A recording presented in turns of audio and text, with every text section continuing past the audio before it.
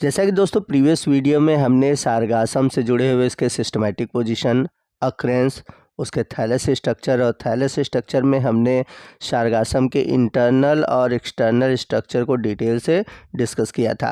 आज के इस वीडियो में हम सारगासम से जुड़े हुए इसके रिप्रोडक्शन और लाइफ साइकिल के बारे में डिटेल से जानेंगे।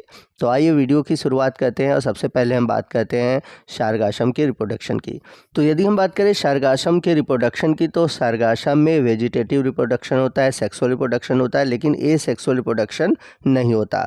तो अगर हम बात करें वेजिटेटिव रिप्रोडक्शन की, तो जनरली वेजिटेटिव जो रिप्रोडक्शन होता है फ्रेगमेंटेशन के थ्रू होता है। तो फ्रेगमेंटेशन में होता क्या है कि जैसे सारगासम का कोई पार्ट है वो एक्सीडेंटली टूट गया और जो टूटा हुआ छोटा टुकड़ा होता है वो एक नए सारगासम के थैलस को जन्म देता है। तो सारगासम की कुछ फ्री फ्लोटिंग जातियां हैं, जैसे सारगासम हिस्ट्रिक्स और सारगासम नेटन। ये दोनों फ्रेगमेंटेशन के थ्रू ही रिप्रोडक्शन करते हैं। नेक्स्ट हम बात करते हैं सेक्सुअल रिप्रोडक्शन की। तो सारगासम में जो सेक्सुअल रिप्रोडक्शन होता है वो oogamous टाइप होता है।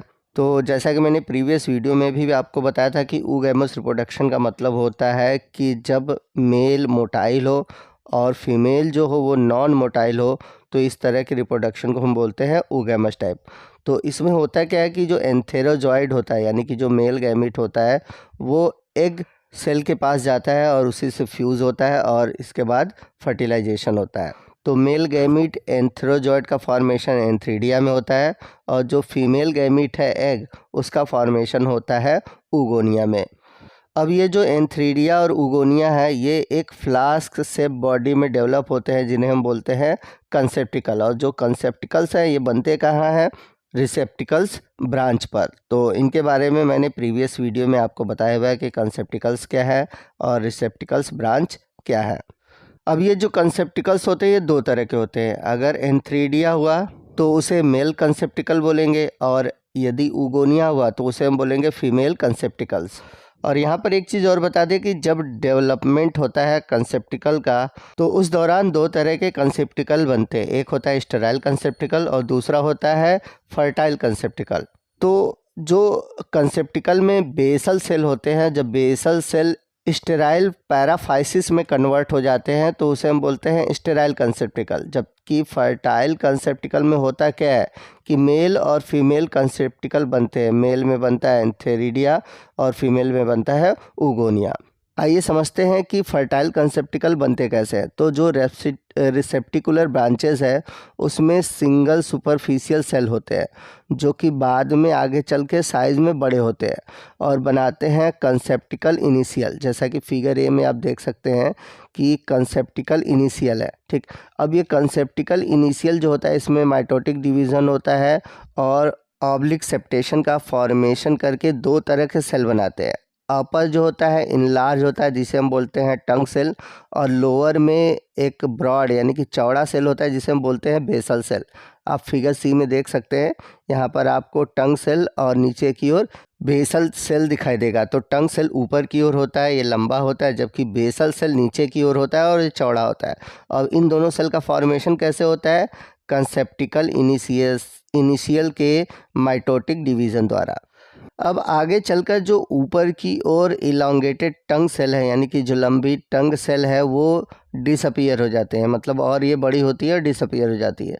जबकि जो लोअर ब्रॉड सेल है इसमें रिपीटेड डिवीज़न होता है, वर्टिकल डिवीज़न होता है, जो कि आगे चलकर जो रिप्रोडक्टिव ऑर्गेन्स है, जैसे अगर मेल है तो एंथ्रीडिया और फीमेल है तो oogonia, इन दोनों का फॉर्मेशन करते हैं। तो वो डिपेंड करता है कि मेल कंसेप्टिकल बनेगा या फिर फीमेल कंसेप्टिकल बनेगा। तो कुल कहने का मतलब है कि बेसल सेल ही डेवलप करती है एक तरह से कंसेप्टिकल में जुड़े हुए सेक्स ऑर्गन्स को। तो आइए सबसे पहले हम बात करते हैं मैच्योर एंथ्रीडियम की। तो यहाँ फिगर में नीचे आप देख सकते हैं ये मेल कंसेप्टिकल है। मेंस कंसेप्टिकल में आपको एंथ्रीडियम भी दिखाई देगा और स्टेराइल पैराफाइसिस भी दिखाई देगा। तो अगर हम इसको इनलार्ज करें तो यहाँ पर देखेंगे आपको एंथ्रीडियम और एंथ्रीडियम के नीचे डंठल दिखाई देगी जिसे हम बोलते हैं स्टाल्क। तो एंथ्रीडियम जो है ये स्टाल्क सेल के थ्रू मेल कंसेप्टिकल में जुड़ा होता है। यदि आप इंथ्रीडियम के वॉल को देखो तो इंथ्रीडियम में आपको दो तरह के वॉल दिखाई देगी। आउटर जो है वो है टफ वॉल जिसे एक्सोकाइट बोलते हैं, और अंदर की तरफ जिलेटिनस लेयर होती है जिसे हम बोलते हैं इंडोकाइट। तो जब एंथ्रीडियम मैच्योर होता है तो ये क्या कहता है कि मेल कंसेप्टिकल से बाहर आ जाता है, यानी कि स्टाल्क्स की जगह से टूट जाता है और टूटकर ओस्टियोल के थ्रू बाहर आ जाता है। तो ओस्टियोल क्या होता है, जो मेल कंसेप्टिकल होता है ऊपर की ओर जो छेद होता है उसी को हम बोलते हैं ओस्टियोल। तो जब मेल एंथ्रीडियम बाहर आते हैं तो उसके बाद क्या होता है, इनकी जो वॉल होती है वो फट जाती है और इसके अंदर से जो मेल गैमिट है यानी कि जो एंथेरोजोइट है वो बाहर आ जाते हैं। अगर एंथेरोजोइट को देखें तो आप ये एक बाईफ्लैजेलेटेड स्ट्रक्चर है, यानी कि इनमें दो फ्लैजेला देखने को मिलती है और इसी फ्लैजेला के कारण ये क्या होता है, मोटाइल होता है। नेक्स्ट हम बात करते हैं फीमेल रिप्रोडक्टिव ऑर्गन्स यानी कि फीमेल कंसेप्टिकल की। तो मेल कंसेप्टिकल की भांति अगर आप देखेंगे फीमेल कंसेप्टिकल में भी आपको स्टेराइल पैराफाइसिस दिखाई देंगे और उसके साथ साथ इसमें फीमेल रिप्रोडक्टिव ऑर्गन्स उगोनियम दिखाई देगा।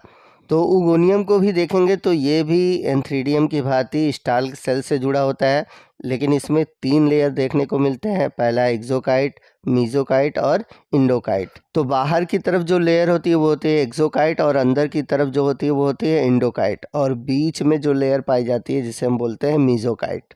अब होता क्या है कि जब उगोनियम मैच्योर होता है तो ये ओस्टियोल से बाहर आता है, लेकिन ये स्टाल्क से अलग नहीं होता, जबकि एंथ्रीडियम में हमने देखा था कि वो स्टाल्क से क्या हुआ था, अलग हो गया था। तो ये स्टाल्क से जुड़े होते हैं और बाहर की ओर आते हैं, कुछ इस तरह के स्ट्रक्चर के रूप में आपको दिखाई देंगे। तो जैसा कि मैंने पीछे भी आपको बताया था कि ऊगैमस टाइप के रिप्रोडक्शन में क्या होता है, फीमेल स्टेबल होते हैं यानी कि ये नॉन मोटाइल होते हैं, जबकि मेल जो होते हैं वो मोटाइल होते हैं। तो जो एंथेरोजॉइड्स बना है वो अब आएगा उगोनियम के पास और उसी के बाद क्या होता है, फर्टिलाइजेशन होता है। तो फर्टिलाइजेशन में क्या होगा कि जो एंथेरोजॉइड्स का न्यूक्लियस है और जो उगोनियम का न्यूक्लियस है ये दोनों आपस में फ्यूज़ हो जाएंगे और हो जाएगा फर्टिलाइजेशन। और फर्टिलाइजेशन के बाद जब न्यूक्लियस फ्यूज होता है तो फॉर्मेशन होता है जाइगोट का। तो यहाँ पर आप जो मेल कंसेप्टिकल है उसके डिटेल स्ट्रक्चर को देख सकते हैं। यहाँ पर आप देख सकते हैं कि ये स्टेराइल पार्ट है जो कि रिप्रोडक्शन में भाग नहीं लेता, जिसे हम बोलते हैं पैराफाइसिस, और यहाँ पर मेल रिप्रोडक्टिव ऑर्गन्स है जिसे हम बोलते हैं एंथ्रीडियम, और यहाँ पर जो मेल कंसेप्टिकल है उसका ओपनिंग है जिसे हम बोलते हैं ओस्टियोल। उसी तरह आप देख सकते हैं ये फीमेल कंसेप्टिकल है, फीमेल कंसेप्टिकल में भी आपको पैराफाइसिस दिखाई देगा, लेकिन जो फीमेल रिप्रोडक्टिव ऑर्गन्स है उसे हम बोलते हैं ऊगोनियम, और ऊगोनियम के अंदर फीमेल गैमिट होता है जिसे हम बोलते हैं एग सेल, और इसी एग सेल से एंथेरोजॉइड जाकर फ्यूज़ करता है और होता है फर्टिलाइजेशन। आइए नेक्स्ट हम बात करते हैं सारगासम के लाइफ साइकिल की। तो सारगासम के लाइफ साइकिल को अगर देखें तो सारगासम का जो मेन थैलस होता है वो डिप्लॉयड होता है यानी कि 2n होता है। अब इसमें जो रिसेप्टिकल होते हैं उस रिसेप्टिकल पर दो तरह के कंसेप्टिकल बनते हैं, एक होता है मेल कंसेप्टिकल और दूसरा होता है फीमेल कंसेप्टिकल। तो फीमेल कंसेप्टिकल के अंदर बनता है ऊगोनिया, ऊगोनिया के अंदर होते हैं एग सेल, और वहीं अगर हम बात करें मेल कंसेप्टिकल की तो मेल कंसेप्टिकल के अंदर होते हैं एंथ्रीडियम, एंथ्रीडियम के अंदर बनते हैं एंथेरोजॉइड।